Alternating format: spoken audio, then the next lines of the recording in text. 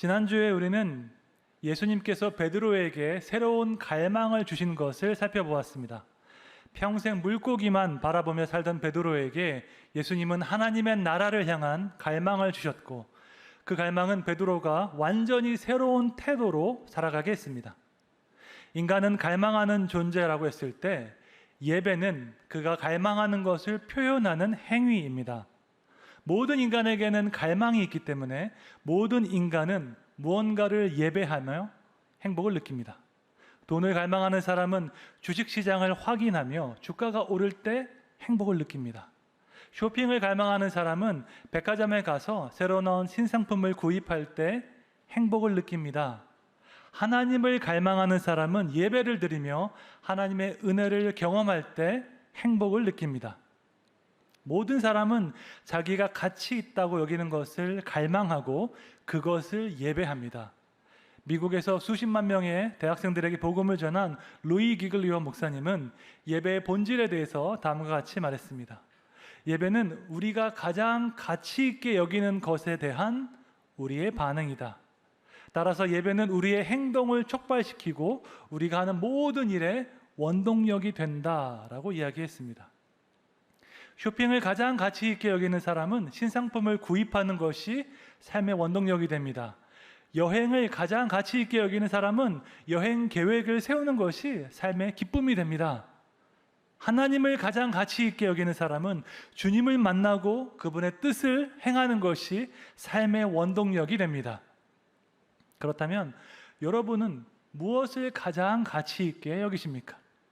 여러분이 가장 많이 생각하고 가장 갈망하고 예배하는 것은 무엇입니까? 오늘은 성경의 다양한 구절들을 살펴보며 예배가 무엇이고 예배에 어떤 의미가 있는지 살펴보고자 합니다. 성경은 인간이 존재하는 목적을 분명하게 선포하고 있습니다. 이사야 43장 21절 말씀입니다. 함께 읽겠습니다. 이 백성은 내가 나를 위하여 지었나니 나를 찬송하게 하려 함이니라. 아멘. 하나님께서 인간을 창조하신 목적은 분명합니다. 바로 하나님을 찬송하고 하나님을 예배하기 위함입니다. 우리가 살아가는 이유와 목적은 바로 하나님을 예배하기 위해서인 것입니다. 이 세상에 존재하는 모든 것에는 이유와 목적이 있습니다. 그 어떤 것도 아무 이유 없이, 아무 목적 없이 존재하지 않습니다. 이것은 자연세계에도 해당하고 일상생활에도 해당됩니다. 우리가 일상생활에서 사용하는 모든 물건들이 각각의 목적이 있습니다. 예를 들어서 요즘 나오는 스마트워치에는 정말 다양한 기능이 있습니다. 그것으로 전화를 받을 수도 있고 카톡 메시지도 확인할 수 있습니다. 또한 하루에 필요한 운동량을 측정하는 기능도 있습니다. 뿐만 아니라 수면의 질, 스트레스 지수, 심전도와 혈압까지 측정할 수 있습니다. 시계에 이렇게 다양한 기능을 넣을 수 있다니 정말로 놀라운 세상입니다. 그런데 스마트워치에 있는 시계 기능이 망가져서 다른 모든 기능을 사용할 수 있는데 지금 몇 시인지 알 수 없다면 어떻게 될까요? 수많은 기능이 있지만 시계 본연의 기능을 하지 못하면 그 스마트워치는 시계로서 가치가 있을까요? 없을까요? 마찬가지입니다. 우리가 인간으로서 여러 가지 역할과 목적을 수행할 수 있습니다. 하지만 가장 본질적인 목적인 하나님을 예배하는 것을 감당하지 않는다면 우리는 과연 인간으로서의 목적을 다하고 있는 것일까요? 세상 모든 만물은 자신의 존재 목적을 충실하게 감당할 때 가장 자연스럽고 가장 아름답습니다. 해와 달과 별은 하나님의 뜻대로 낮과 밤을 비출 때 가장 자연스럽고 가장 아름답습니다. 산과 초목은 계절에 따라 잎이 나고 열매를 맺을 때 가장 자연스럽고 가장 아름답습니다. 시편 19편에는 그런 자연의 아름다움을 찬양하고 있습니다. 함께 읽겠습니다. 하늘이 하나님의 영광을 선포하고 궁창이 그의 손으로 하신 일을 나타내는도다. 아멘. 이 세상 모든 만물이 하나님의 위대함과 하나님의 아름다움을 보여주고 있습니다.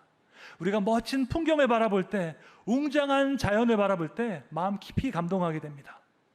그런데 그 어떤 풍경보다, 그 어떤 자연보다 하나님은 인간을 더욱 아름답게 창조하셨습니다. 창세기 보면 다른 모든 피조물을 창조하신 이후에 하나님께서 말씀하시기를 하나님 보시기에 좋았더라 라고 말씀합니다. 하지만 인간을 창조하신 이후에는 하나님이 보시기에 심히 좋았더라라고 말씀하고 있습니다. 하나님께서 가장 아름답게 창조하신 것은 바로 인간인 것입니다. 그리고 그 인간의 창조 목적은 바로 하나님을 예배하는 것에 있습니다. 우리가 하나님을 예배할 때 그것이 우리에게 가장 자연스럽고 우리에게 가장 아름다운 줄로 믿습니다. 인간이 다른 동물과 구별되는 점은 바로 특별한 방법으로 하나님을 알 수 있으며 그분을 진정으로 존경하고 예배할 수 있는 것에 있습니다. 하나님은 인간에게만 그분의 형상을 주셨고 인간과 인격적인 교제를 원하셨습니다. 따라서 하나님을 예배하는 것은 인간으로서 우리가 할 수 있는 최고의 행위인 줄로 믿습니다. 신약 성경에는 예배를 뜻하는 헬라어 단어가 두 개가 있습니다. 첫 번째는 프로스퀴네오라는 단어이고 두 번째는 라트리오라는 단어입니다. 이 두 가지 단어는 예배의 본질에 대해서 조금 다른 각도에서 설명하고 있습니다. 각각의 단어가 예배의 어떤 부분을 강조하고 있는지 살펴보겠습니다. 첫째로 프로스퀴네오는 문자적으로 하나님 앞에 엎드리다, 경배하다라는 의미가 있습니다. 이 단어의 의미를 가장 잘 보여주는 구절은 요한계시록에 있습니다.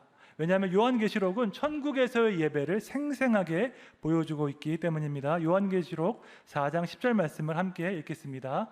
24장로들이 보좌에 앉으신 이 앞에 엎드려 세세토록 살아계시는 이에게 경배하고 자기의 관을 보좌 앞에 드리며 이르되. 아멘. 요한계시록에 나오는 24장로는 신약과 구약의 모든 성도를 대표합니다.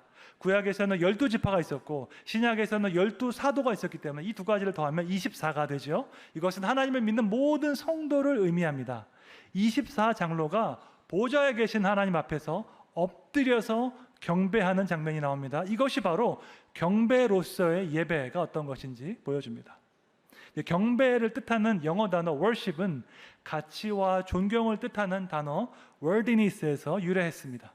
따라서 문자적으로 worship은 어떤 대상에게 가치와 존경을 드리다라는 뜻이 있습니다. 하나님께 가장 귀한 가치와 가장 귀한 존경을 드리는 마음, 이것이 바로 경배의 마음입니다. 요한계시록에서 24장로가 자신의 그 면류관을 보좌 앞에 드리며 하나님을 경배했습니다. 그들이 드릴 수 있는 가장 좋은 것, 최상의 것을 하나님께 드리며 모든 가치와 존경을 하나님께 올려드리는 것입니다. 저는 이 말씀을 읽을 때마다 마음속으로 다짐하는 것이 있습니다. 이 땅에서 하나님 말씀에 열심히 순종해서 천국에 가서 꼭 저는 면류관을 받고 싶습니다. 천국에 가서 면류관 받으면 자랑할 것이 아니라 그걸 꼭 하고 싶은 것이 있는데요. 이 24장로처럼 하나님의 보호자 앞에서 제 면류관을 드리면서 하나님을 경배하고 싶습니다. 하나님이 얼마나 위대하신 분이신지, 그분의 사랑과 구원이 얼마나 귀한지 주님께 경배하고 싶습니다. 그런데 저에게 하나님께 드릴 그 면류관이 없다면 너무나도 아쉬울 것입니다. 그래서 저는 이 땅에서 최선을 다해서 말씀에 순종하고자 합니다. 그리고 순종하는 자에게 약속하신 그 면류관을 꼭 받아서 그 면류관을 하나님께 드리며 그분을 향한 저의 사랑과 감사를 고백하고 싶습니다. 저는 제가 드릴 수 있는 최고의 것으로 하나님을 예배하고 싶습니다. 왜 그럴까요? 하나님께서 저에게 그분의 최고의 것을 주셨기 때문입니다. 그분의 가장 귀한 것, 하나밖에 없는 독생자 예수님을 우리를 위해서 주셨기 때문입니다. 하나님은 우리에게 가장 귀한 것을 주셨는데 우리는 쓰다가 남은 것을 하나님께 드릴 수는 없는 것입니다. 나의 가장 귀한 것을 하나님께 드리는 마음, 이것이 바로 경배로서의 예배인 것입니다.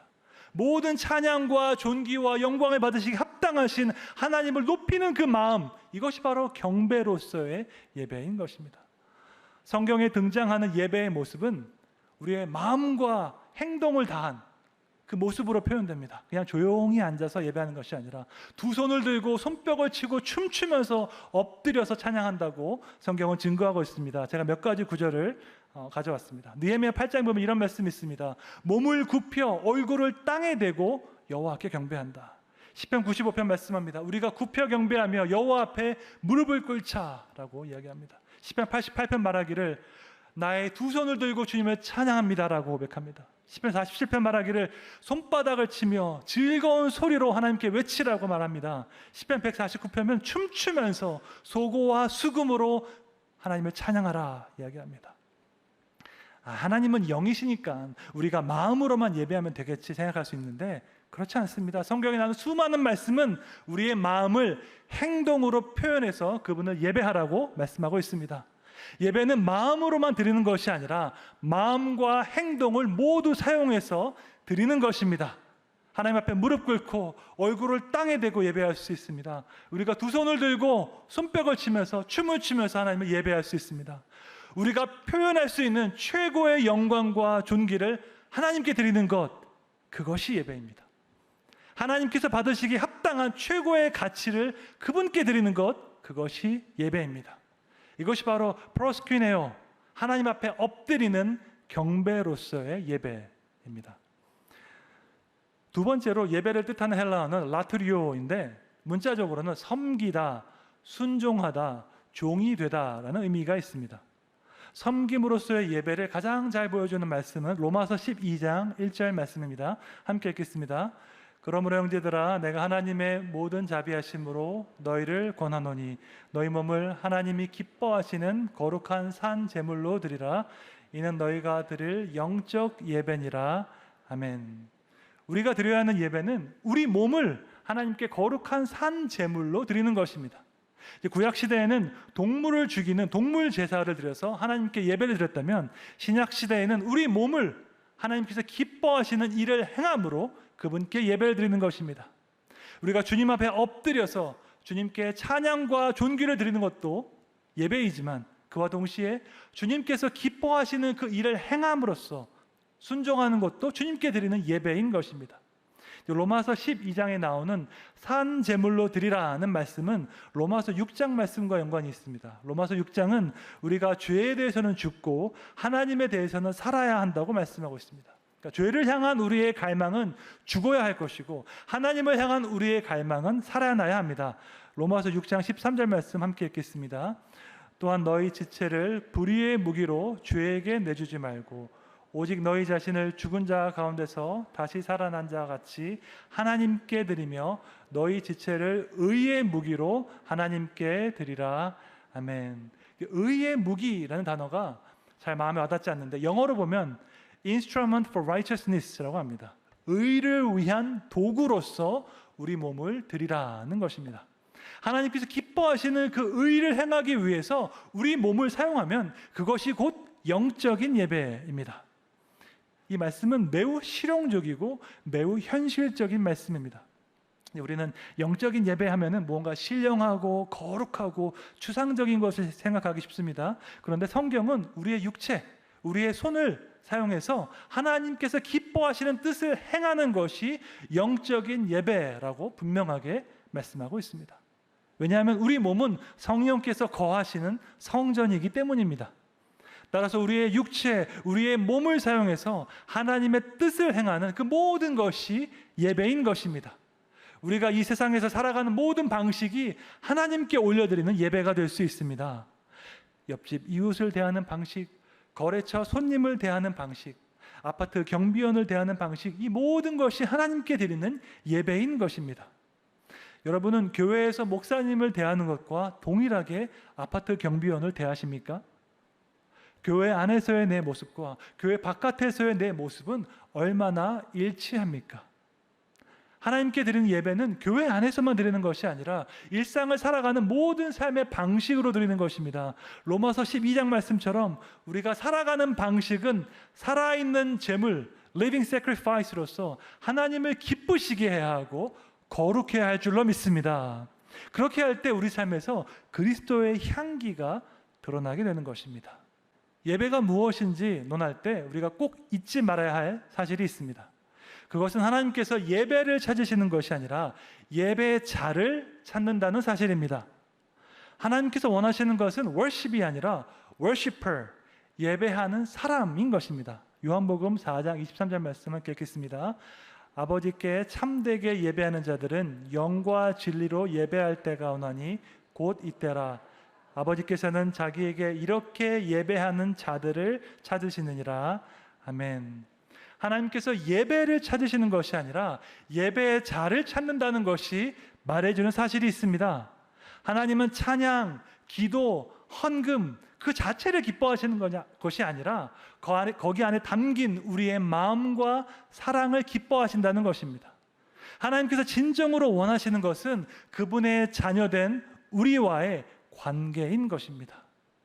진정한 관계를 원하는 사람을 가장 기쁘게 하는 것은 바로 자발적으로 하는 행동입니다. 사랑하는 아내를 위해서 자발적으로 선물을 준비하고 자발적으로 집안일을 하는 것은 아내에게 기쁨이 됩니다. 하지만 똑같은 행동을 하는데 자발적으로 하지 않고 의무감으로 하는 것은 상대방의 기분을 망칠 수도 있습니다. 여러분 한번 생각해 보십시오. 여러분의 생일에 가족과 친구를 초대했습니다. 그런데 누군가 의무감으로 생일 파티에 와서 인상 쓰고 앉아서 휴대폰만 보고 있다면 여러분은 어떻게 느끼시겠습니까? 그것은 나를 향한 인격적인 모욕과도 같습니다. 마찬가지입니다. 우리가 의무감으로 교회에 와서 휴대폰 보면서 예배가 언제 끝나나 하고 있으면은 그것은 하나님을 향한 인격적인 모욕과도 같습니다. 나와 하나님과의 관계에서 내가 자발적으로 하는 것이 많은지 의무감으로 하는 것이 많은지 정직하게 돌아보십시오. 하나님께서 진정으로 원하시는 것은 내가 하는 어떤 의무가 아니라 나의 마음과 나의 사랑인 것을 기억하십시오. 모태신앙으로 자란 저는 누구보다도 교회 생활을 열심히 했습니다. 교회 봉사도 열심히 했습니다. 초등학교 3학년 때부터 새벽기도 나갔고 4학년 때부터 새벽기도에서 피아노 반주로 봉사했습니다. 그 이후로 12년 동안 주일예배 성가대 반주자로 섬겼습니다. 저는 교회 모든 예배에 갔습니다. 주일예배, 저녁예배, 수요예배, 금요기도회, 새벽기도회에 참석했습니다. 당시에 저는 반주자로 열심히 봉사하는 것이 예배라고 생각했고 반주가 끝나면 제가 할 바를 다 했다고 생각했습니다. 그래서 설교 시간에는 다른 생각할 때도 많이 있었고 졸기도 했습니다. 제가 해야 하는 일을 다 했으니까 이제는 그냥 앉아있다 가면 되겠지라고 생각했던 것입니다. 그러다가 20대가 되어서 대학생이 되고 저는 성령을 깊이 체험했습니다. 담임 목사님께서 말씀하시는 소낙비와 같은 성령을 체험하고 제 마음에 성령의 불이 임했습니다.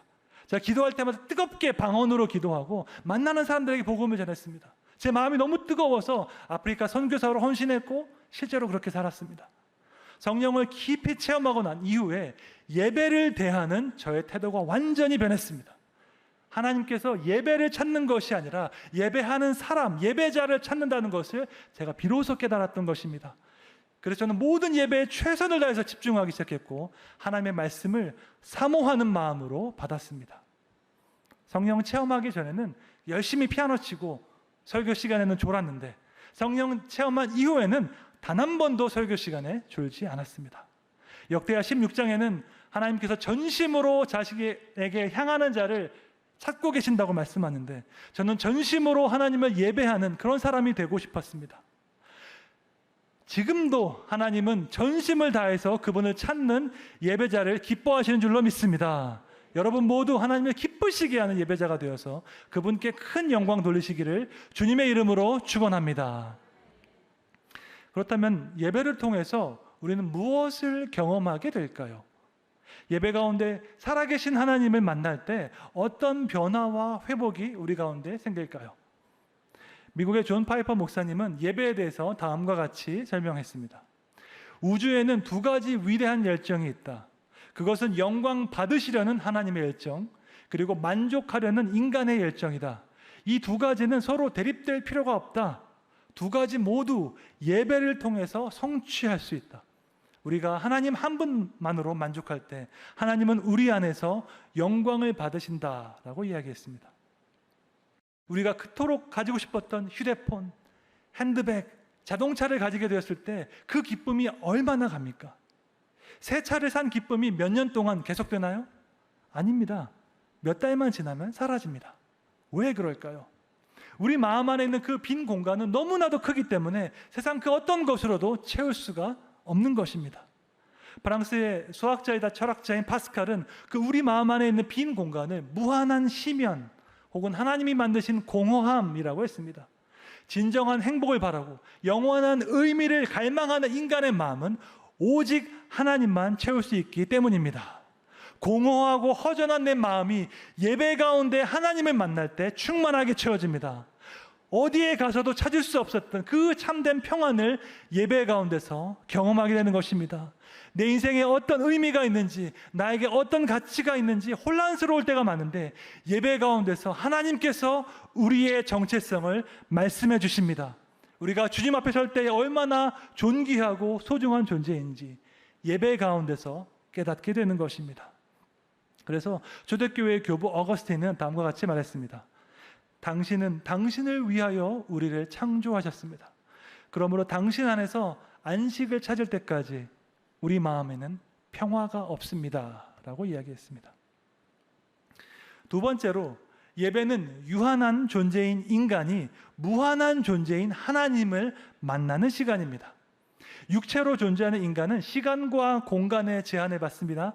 하지만 예배 가운데 영이신 하나님을 만날 때 우리는 영원한 그 관점을 가질 수가 있습니다. 심리학자들에 따르면 중독에 빠진 사람들은 즉각적인 쾌락을 추구한다고 합니다. 그래서 알코올이나 도박에 중독된 사람은 그 미래에 대한 개념이 매우 좁습니다. 일반인은 미래라는 개념을 4년의 시간으로 이해합니다. 반면에 중독자들은 미래를 고작 9일 정도로 이해한다고 합니다. 여러분, 4년 후를 바라보며 산 사람과 9일만 생각하는 사람 중에서 누가 더 인생을 가치 있게 살 수 있을까요?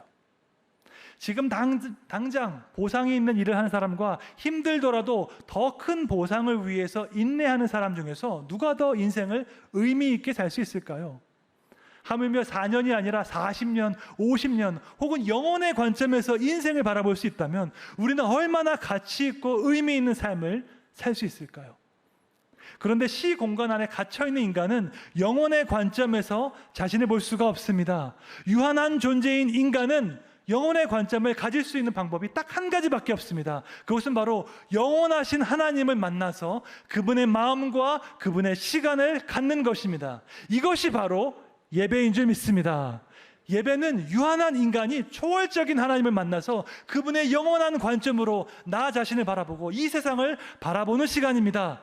따라서 예배는 하나님에 대한, 세상에 대한 우리의 시야를 더 넓히는 시간인 것입니다. 하나님의 능력과 하나님의 크기는 달라지지 않습니다. 다만 우리의 시각만 달라질 뿐입니다. 기독교 고전 철로역정을 보면 그 주인공 크리스천이 순례길 가운데 여러 가지 어려움과 고난을 만납니다. 그러다가 중간에 안식처를 만나기도 하는데 한 번은 기쁨의 산이라는 곳에 이르렀습니다. 기쁨의 산은 시야가 탁 트인 곳이어서 지금까지 이제 지나왔던 길도 보이고 앞으로 가야 할 그 천상의 도시도 보이는 곳이었습니다. 아직 모든 고난과 어려움이 끝난 것은 아니지만 이 기쁨의 산에서의 시간을 통해서 그는 자신의 모든 여정을 초월적인 시각에서 볼 수 있었습니다.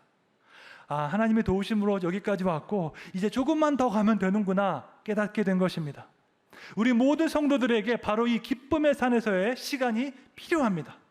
내가 지금까지 어떤 삶을 살아왔고 이제 조금만 더 가면 하나님께서 약속하신 곳에 갈 수 있겠구나. 나의 모든 인생을 초월적인 시각에서 볼 수 있어야 합니다.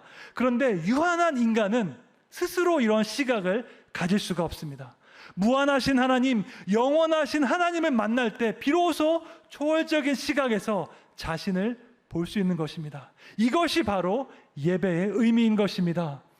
예배는 제한된 이성과 능력을 가진 인간이 영원하고 전능하신 그 하나님을 만나는 시간입니다. 우리는 모든 것을 다 알 수 없고 다 이해할 수 없지만 모든 것을 아시는 그 하나님의 품 안에서 그분의 사랑의 음성을 듣는 시간이 바로 예배 시간입니다. 중독자와 같이 즉각적인 욕망을 따라 살던 우리가 하나님의 크고 영원한 관점으로 나 자신을 바라보는 시간이 바로 예배의 시간입니다. 여러분, 이것이 예배의 진정한 의미라면 이 예배가 너무나도 사모되지 않습니까? 온갖 거짓 메시지로 가득한 세상에 예배 가운데서 하나님의 영원한 관점을 볼 수 있다면 그 예배가 너무나도 사모되지 않습니까? 놀라운 사실은 우리가 예배를 사모하는 것보다 하나님께서 예배를 더욱 사모하신다는 사실입니다. 우리가 예배를 기다리는 것보다 하나님께서 예배를 더욱더 기다리신다는 사실입니다. 왜냐하면 우리가 하나님의 축복을 원하는 것보다 하나님은 훨씬 더 우리를 축복하기 원하시기 때문입니다. 예배는 하나님께 최고의 가치와 존경을 드리는 경배입니다. 예배는 하나님께서 기뻐하시는 뜻을 행하는 섬김입니다. 그래서 외국에서는 이 두 가지 단어를 합쳐서 예배를 영어로 worship service라고 부릅니다. 경배이자 섬김인 것입니다. 그 어떤 것으로도 채울 수 없는 우리의 갈망은 예배 가운데 하나님을 만나면 채워지게 됩니다. 예배 가운데 하나님을 만나면 우리는 영원한 시각으로 세상을 바라볼 수 있게 됩니다. 전심을 다해 드리는 예배를 통해서 우리 영혼을 회복시키는 놀라운 하나님의 은혜를 경험하시기를 주님의 이름으로 축원합니다.